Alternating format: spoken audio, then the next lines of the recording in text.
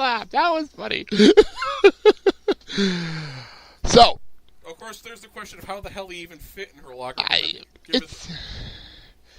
I've learned in the TV world, you just don't ask questions. Because how the hell did Screech, in the Saved by the Bell universe, fit into half the shit Zach put him in? Let's just use that as an example. Have you seen Screech? I know, but he fit in a filing cabinet in Melting's office at one point. Come on! You gotta suspend Screech disbelief. is kind of like the Pinkie Pie of the Saved by the Bell universe. You gotta suspend disbelief a little bit when it comes to shit like that. He's the Pinkie Pie of the Saved by the Bell universe. Physics do not apply to him. But you know what I'm saying? It's just like, you gotta suspend disbelief a little bit when it comes to locker jokes. Because I think in season 2, didn't Shawn hide in the locker at one point in season 2? I think it's his first episode of season 2. We'll get to that in a couple of weeks. But we're close to the end of season 1. If you haven't caught on yet, we're actually almost done with season 1. There's only 22 episodes. We're at episode 16, so we're almost there. So, Corey convinces Shawn to risk their money and call up his uncle again. And you, to your credit, was like, any other show, you're absolutely right, what you were saying, that this was not going to go well. Yeah. Any other show. Any other show that would say that gambling is bad. Well, they bet on neck flap. The fuck? I do have the other names from this race. Nunzio's Dream, Neapolitan, and Nuh. And did they have the names of the horses from the last race? Just the one that they mentioned. They have the ones listed down with the ones that they mentioned. But the reason that even came up was because Corey was so excited and over the top, like almost like mad with gambling power, trying to get the freaking radio. He unplugged the radio right when they were announcing the race winner. Yeah. And he pulled the plug out right at Nuh. Idiots! That's what Shawn was reading off the names. You were cracking up laughing. Yeah. You're like, well, it's a Nuh. It's got to be neck flap, right? How many other horses start with N? So we got Neapolitan, Nunzio's Dream, and oddly enough, a horse just named Nuh. So ridiculous. It's so ridiculous. It's one of those ridiculous coincidences. But you know what? It's so believable. That's the best part. That would actually happen. I was actually waiting for him to actually acknowledge that. Wow, what are the odds? So Shawn calls up his uncle Frankie Two Toes. Why is he Frankie Two Toes? If I told you, I have to kill you. Let's just say it was an accident involving an M80. Oh God! And trying to juggle several of them with his feet. So Shawn hangs up the phone, and Corey pretty much is sent to the point where you were. Or they're not going to win. They're done. They're screwed. They lost all their money. No! Because that's not how this show works. That's not how this show works. They won $680. Wow! And they wind up doing another dance. Yes, well, not as long as the first time. We cut back. And I'm requesting a sound clip of Balky going, and now we must do the dance of joy. I might actually have to do that. That's very funny. They have money all over the bed. Straight up, where the hell did they get this cash? How fast did they get this money? And also, did Uncle Frankie take a cut? So that's a valid point. It's all in 20s, apparently. Wait, well, was this before or after he said, "Look what you did, you little jerk"? Oh, good call. Very nice. Very, very nice. Home Alone reference for the win. Very nice. They have money all over the bed. It looks like they're going to start swimming in it, like freaking Scrooge McDuck. Second Scrooge McDuck reference in the show. Hey, I'd do it. And well, not with paper money. That would hurt. Yeah, well, Shawn goes to go get a pizza, and freaking Corey asks for a receipt because this is a business dinner. Which is funny. Hey, funny and makes sense. And the phone rings. It's like 2-1, the phone rings again. I'm on a roll! He picks up the phone, and it's Alan. Yeah. And was it Alan or Amy? It doesn't matter. It doesn't make a difference. I think it was Amy. Well, whichever one it was, picked up. Oh, Amy, because it was Jack and joke because he said Dad was on the phone. Yeah. Amy is on the line and pretty much says, "Dad left 40 minutes ago. I got." Oh, he answers the phone. Hunter and Matthews Industries Enterprises. There it was. Hunter and Matthews Conglomerate or something like that. Enterprises. It's very funny. And he's like, "Oh, hi, Mom." She's like, "Oh, but I love how you." I'm like, "Oh, hey, Corey." I can see that happening. That's smart. Like, oh, whatever. Who cares? So he actually uses the phrase "time is money" and hangs up on his mom, which is so ridiculous. Oh my god! So Morgan comes in because remember he's supposed to be babysitting Morgan at this point because it is Valentine's Day. Apparently, we've jumped to Monday, which makes sense time-wise. Actually, if you look at it this way, it actually makes sense. Yeah. It doesn't make any sense how they got the money then. Anyway, I just realized that. It doesn't make any sense at all. Anyway, Morgan said you have to entertain me, which, well, he's a sitter. It's gotta hang out. Yeah. Makes sense, you know? Yeah. Morgan wants to be entertained, and then the phone rings again, and it's actually Alan looking for Amy, and they can't find each other. Corey calls out, wait, how can they not find each other? How big is this restaurant? Oh, we found out earlier. Sorry, I messed this up. Found out earlier in the note that Alan left for Amy. To meet her. Oh, no. Alan left for Amy, saying we had a rendezvous. Amy left for Alan that we should meet up where we proposed. That's what it was. All makes sense. Yeah. Very cute, very make you want to barf cute, but still, it's Valentine's Day, you can get over it. And judging from it right now, it seems that the restaurant is the size of an airplane hangar. Yes. So. Phone rings again. He thought it was Amy, which is funny. Yeah. It was Shawn. Calling. Lenny Dykstra is at the pizzeria that they went to get pizza from. Shawn went to get pizza from. Morgan is really pissed at Corey. For not spending time with her. Understandable. I can't blame Morgan here. And refuses to leave to go with him to go meet Lenny Dykstra. And so she hides in the bathroom. And he actually bet her 5 cupcakes that he can't stay in the house and not get into any trouble. Morgan raises it to 6. Yeah. And Corey is like, deal, and leaves. Yeah. Before we get to this, you asked me before, who is Lenny Dykstra? Yeah. Because I forgot you don't know sports. He actually played for the Phillies. Oh. Continuity, very nicely done. He actually was one of the better players at the time.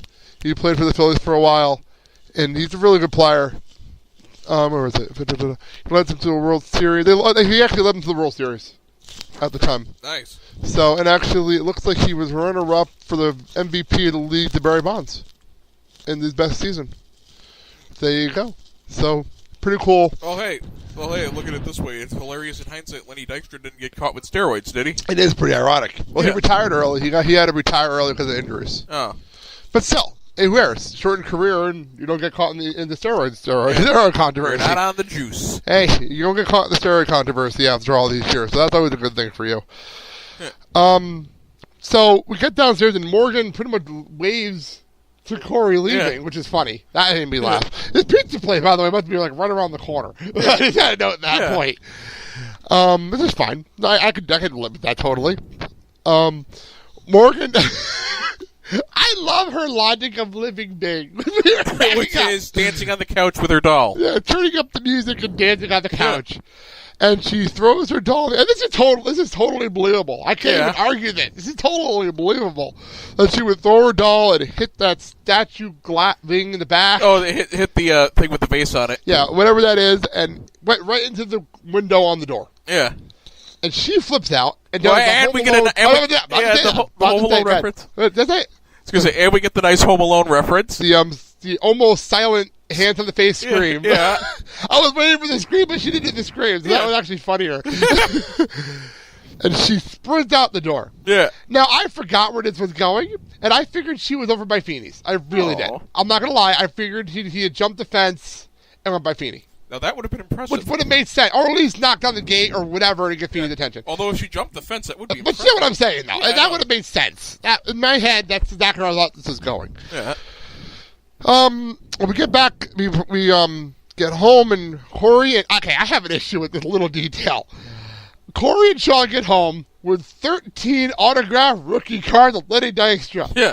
How the fuck did they get 13 rookie cards of anybody? That's impossible. Come on. I have baseball card collectors I know personally that get lucky if they find one of a certain player. How the fuck did they get 13? They might want to have those cards authenticated. Yeah, I have 2 rookie cards in my collection ever. They're both, one's a Hall of Famer, one will be a Hall of Famer. They're in frames in my box of stuff because they're that important to me. The Marty Brodeur and Scott Niemeyer. I have their rookie cards. They're framed in my collection of stuff. And Senior Rider is now in the Hall of Fame, so there you go. Pretty cool to have a Hall of Famer on a rookie card. But yeah, it's a big deal to have a rookie card, let alone 13 of them. Yeah. That really bugged me when he said that. But anyway, Corey, then everything gets serious. I was gonna say maybe it's just the writers have no sense of scale. Yeah, it didn't make no sense to me in the moment, but things get serious immediately because Corey realizes the door is open. He didn't leave the door open. The window is broken, and Morgan's doll is there. And to his credit, he jumped to conclusions, and I don't blame him. I don't blame him. He went worst case scenario. Can't blame him. I'd do the same thing if that was him. I would totally flip and be worried and run out the door, and the first person you run to is Feeney. It makes sense. Yeah. You don't blame him. That first adult that's available, Feeney. Makes sense, you know? Because Eric, where did Eric go? I just realized he's probably on a date. Oh, yeah, I forgot he had that date. Completely forgot. He was doing that weird poetry thing earlier, where he was writing a limerick randomly earlier. So, he goes to Feeney, and he is freaking out. Corey is freaking out. And Feeney finally calms him down and says, she's in the treehouse. Huh. Oh, I honestly did not expect that. I did not expect Morgan to be in the treehouse. I really didn't. It was a nice moment. I was like, oh, that actually makes sense, because she could easily climb up there. That does make sense. So, oh, God. Okay, sorry. Sal just posted something on Facebook I have to look at later. Need a Rebecca back video. Anyway, Corey goes up to the treehouse, grabs Morgan, hugs her, and I love her reaction. Too tight. Sorry. Corey, to his credit, I give him a lot of credit for this. Said he'll take the blame for the window. She will not get in trouble with her parents. Which was an adorable scene. And pretty much says, if I didn't leave you home, this wouldn't have happened. Oh. A very good moment. We haven't had it's a really good moment. Shows how close his family is. It's a really good moment.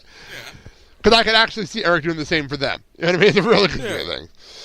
When things get serious, you got to be a good brother. So then, we cut to later on in the night. And Amy and Alan get home. They find out we went to the wrong restaurant. We find out that Alan did go to the right place. Yeah. And Amy barely mixed up her proposals and was proposed at this fancy restaurant, and Alan did not even know about this. That was funny. That one made me chuckle. Because after all the romantic, they have a fight by the end of the show. I'm like, this is a real marriage. This is a real marriage. Jeez. Love means never having to say you're sorry, my ass. Been through enough fights, trust me. Almost 10 years of marriage, been through a lot of our silly arguments. So we get back to the house, and to Corey's credit, it was an adorable moment. He's sitting on the couch reading a book. To Morgan as he's sleeping. Adorable moment. It's adorable.